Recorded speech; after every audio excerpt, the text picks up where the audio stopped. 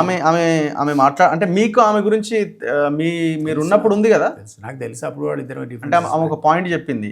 2014లో నేను నిజామాబాద్లో తెలంగాణ జాగృతి దీంట్లో పనిచేస్తుంటే నన్ను పిలిచి నువ్వు ఇక్కడ పోటీ చేయాలి అంటేనే నేను చేసిన, నాకు అసలు రాజకీయంగా నాకు ఇబ్బంది ఇంటర్వ్యూలో చెప్పాను.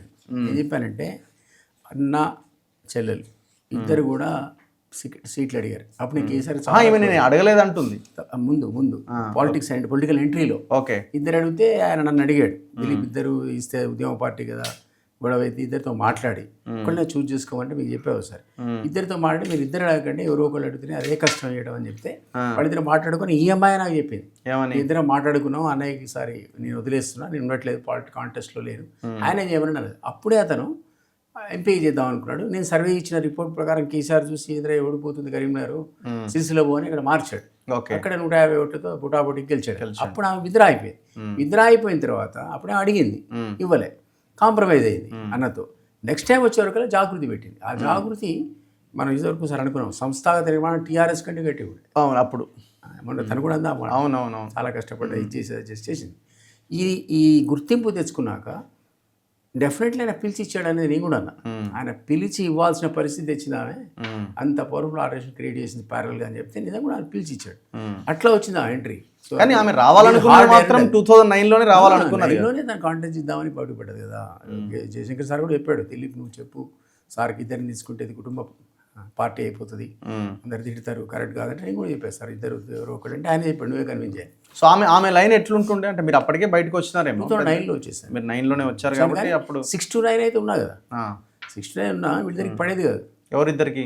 కేటీఆర్కు కవిత. అస్సలు అప్పుడు కూడా హరీష్కు మళ్ళీ కేటీఆర్ పడేది కాదు. ఇదంతా ట్రయాంగిల్ ఉండే అప్పుడు. ఆ తర్వాత మెల్లమెల్లగా అప్పుడు 2001 టర్మ్ ఎప్పుడైతే ఆయన లేబర్ మినిస్టర్ అయిన దగ్గర నుంచి హరీష్కి అవకాశం లేదు కాబట్టి ఢిల్లీ షిఫ్ట్ చేసి ఇక్కడ కాన్సన్ట్రేట్ చేసాడు. అప్పుడు ఇంకా రాలే అయినా ఇద్దరు కూడా. సంతోష్ ఎంటర్ అయ్యాడు అక్కడ, సంతోష్గా పవర్ సెంటర్ అయ్యాడు. ఈ లోపల 6-7లో వీళ్ళిద్దరు వచ్చారు.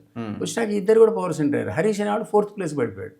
ఫస్ట్ ప్లేస్ వాళ్ళదని కాదు కానీ మొదటి 3 స్థానాల్లో కేటీఆర్, సంతోష్, కవిత ఉంటే 4th ప్లేస్లో హరీష్ వచ్చాడు అప్పుడున్న పాలిటిక్స్లో. సో ఆయన డామినేషన్ అంటే క్రమక్రమంగా వాల్యూ తగ్గిపోయింది.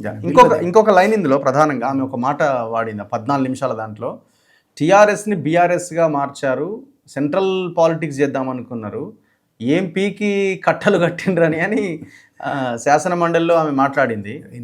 దాన్ని కూడా ట్రోల్ చేస్తున్నాను. మరి మీరు తెలంగాణ జాగృతిని భారత జాగృతి ఎట్లా చేసినావు అని అడుగుతున్నారు ఆమె. అది ఆమె సబ్జెక్ట్ కాదు కదా, కేసీఆర్ ఇష్టం. నేను కూడా చాలాసార్లు అన్నా, టీఆర్ఎస్ దాన్ని బీఆర్ఎస్ చేయడం తప్పు. అసలు మొదటి దెబ్బ వాళ్ళకి అక్కడే తగిలింది.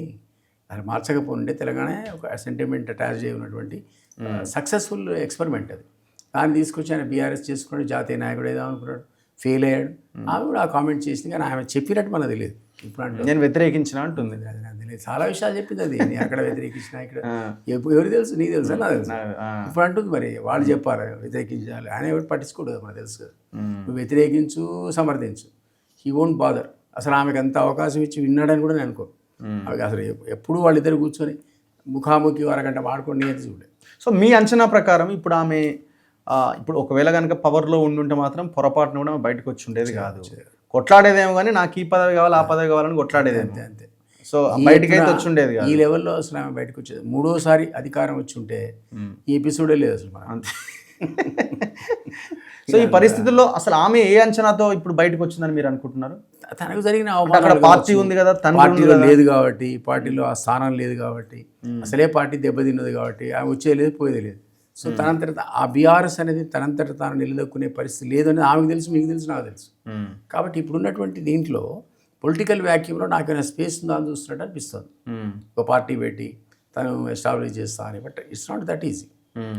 ఎట్లా మీరు బడుగు బలహీన వర్గాలను ఈరోజు ఎత్తుకుంటే ఎట్లా విశ్వసిస్తారు? నేనే ముఖ్యమంత్రి అంటుడే లేచి మళ్ళా మెల్లగా తగ్గాడు. అతనికైతే అసలు ఉందిగా సమీకరణ, ఇక అది కూడా లేదు. మరి జైలుకి పోయి వచ్చింది పాపం. నాకంత ఈజీ అయితే అనిపించట్లేదు, బట్ ఆమె ఉన్నట్టుంది, ఆశ ఉన్నట్టు. కానీ బీఆర్ఎస్ని డిస్ట్రాయ్ చేయడంలో యూజ్ అవుతుందేమో బలంగా. ఏమి మీరు చెప్పండి నాకు, ఎంతమంది పార్టీలు పెట్టి ఏం చేయగలిగారు? ఎంతోమంది పెద్ద పెద్ద పార్టీ పరంగా కాదు, ఇప్పుడు వాళ్ళు ఇది చేశారు అది చేశారని ఎప్పటికప్పుడు వాళ్ళని డిఫేమ్ చేయడానికి మనం అది ఆ డిఫమేషన్ వల్లనే వాళ్ళు అధికారం కోల్పోయారు నిజాన్ని చెప్పాలి. అవును, ఈమె కొత్తగా యాడ్ చేసింది ఏం లేదు. ఆల్రెడీ పడిపోయిన వాళ్ళ మీద మరి కాస్త రాళ్ళు వేస్తుంది. కానీ యాక్చువల్లీ ఈ కారణం వల్ల కాదు కదా పడిపోయింది. ఎలక్షన్ ముందు చెప్పుంటే ఇంకో 10 సీట్లు పోయాము. తర్వాత కదా నువ్వు చెప్పేది.